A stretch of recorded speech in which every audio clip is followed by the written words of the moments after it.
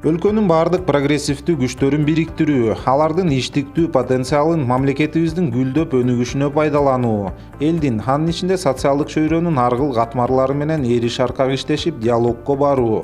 Эксперттер президент Сооронбай Жээнбековдун кызматка киришкенден тартып аткарган иштеринин бардыгы дал ушул башкы максаттарды көздөп, анын мамлекет башчысы катары ишмердүүлүгүндө кызыл сызык болуп өтөөрүн белгилешүүдө. Алсак алгачкы чоң жолугушуулардын бири өлкөдөгү масс-медиа жетекчилери менен марттын башында болуп өттү. Жалпыга маалымдоо каражаттары коомдун аң сезимине таасир этип, Кыргызстандын ички-тышкы саясатынан, өлкөбүздө болуп жаткан коомдук саясий, социалдык экономикалык маселелерден мыкты кабардар. Күтүлгөндөй эле бул жолугушууда бир катар көйгөйлөр көтөрүлдү. Белгилеп кетчү жагдай президент менен жолугушууга келген ЖМК жетекчилери жалаң гана бийликке лоялдуу көз карашты кармангандар эмес. Вокруг которой можно было бы объединить народ Кыргызстана, с помощью которой, может быть, возникла бы какая-то такая глобальная национальная идея, которая бы позволила Кыргызстану, всем кыргызстанцам вместе сделать шаг вперед. Кийинки жолугушуу жарандар менен аргыл багытта жакындан иштеп, көйгөйлүү маселелерди мамлекеттик органдарга көрсөтүп эле тим болбой, аларды чечүү жолдорун сунуштай алган өкмөттүк эмес уюмдардын өкүлдөрү менен өттү. 4 сааттан ашуун убакка созулган жолугушууда жарандык сектордун өкүлдөрү өлкө башчысына өздөрү ишмердүүлүк жүргүзгөн тармактардагы маселелерди айтып, айрымдары аларды чечүү жолдорун сунуштап, жеринде колдоо табышты. Тамила, мне очень понравилось твое выступление. Я готов создать по реформе ГАИ группу и хочу, чтобы ты возглавил это. Иш ордуларын түзүү, мамлекеттин казынасына салык жана башка төлөмдөрдү чегерүүдө ишкерлердин орду жогору. Андыктан бизнес коомчулугу менен жолугушууда ишкерлер тармактагы бир катар көйгөйлөрдү көтөрүп, өз сунуштарын беришти. Ушундай адилеттүүлүк керек бизге. Биздин бизнесмендер адилеттүүлүккө муктаж болуп турат. Адилеттүүлүк жок болуп атат ачыгында.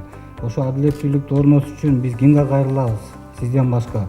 Сизди биз шайладык. Жардам бериңиз, урматтуу Сооронбай Шарипович. Аргыл тармак өкүлдөрүнөн сырткары өлкө башчысы аймактарды кыдырып, карапайым эл менен жолугушууларды жумушчу сапарларынын алкагында өткөрүп атты.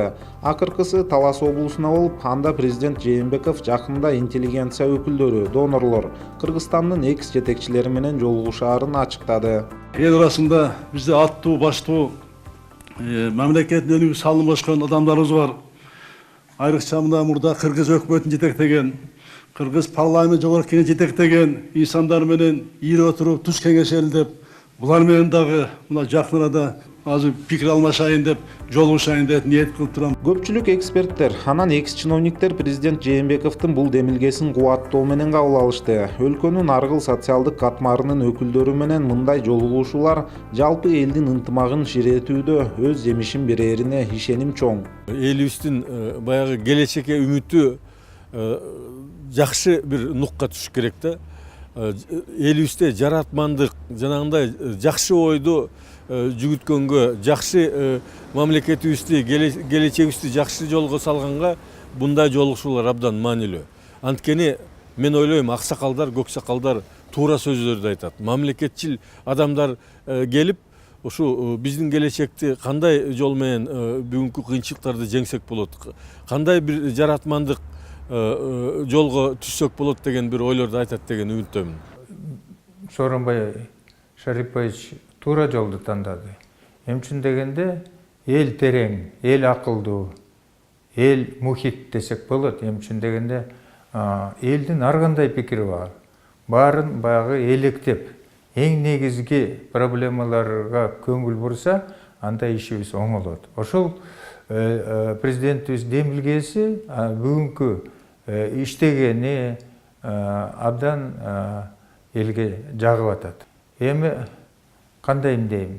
Азыр болсо муну премьерлер, спикерлер менен жолугабыз деген ой бул да жакшы. Биз ойлоп атабыз, мынау мага окшогон премьерлердин, мурунку премьерлердин бир топ эле ойлору бар. Айрымдары мындай бүгүнкү саясатты, экономикада болгон маселелерди талдап, анализдеп жүрүшөт. активдүү иштеп атышат коомчулукта. Убагында аткаруу бийлигинин башында турган Амангелди Муралиев алдыда болчу жолугушууда айтылган сөздөр өз максатына жетсе деген тилекте. Сунуштары даяр. Иш-чараны болушунча натыйжалуу кылуу үчүн анын форматында ойлонуштурган. Жумуш негизинде жолугуш керек.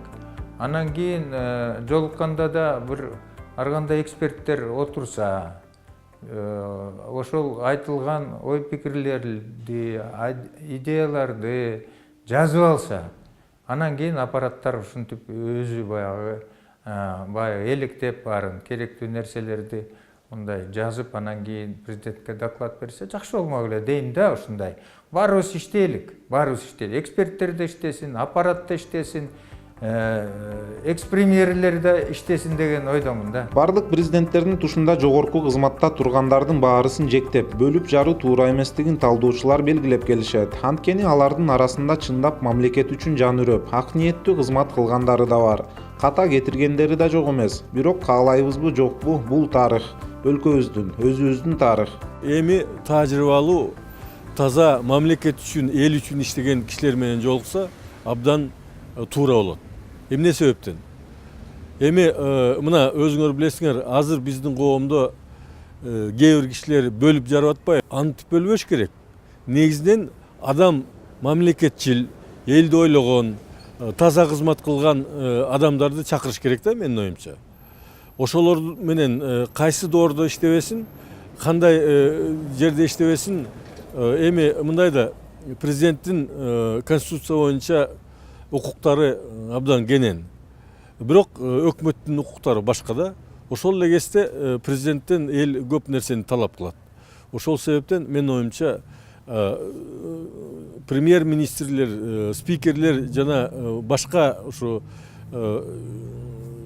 чоң эл аралык уюмдарда иштеген кишилерибиз бар. Министерстволордо иштеген кишилерибиз бар. Таза мамлекет үчүн иштеген кишилерди чакырып баарлашса, кеңешсе, мен ойлойм абдан туура болот.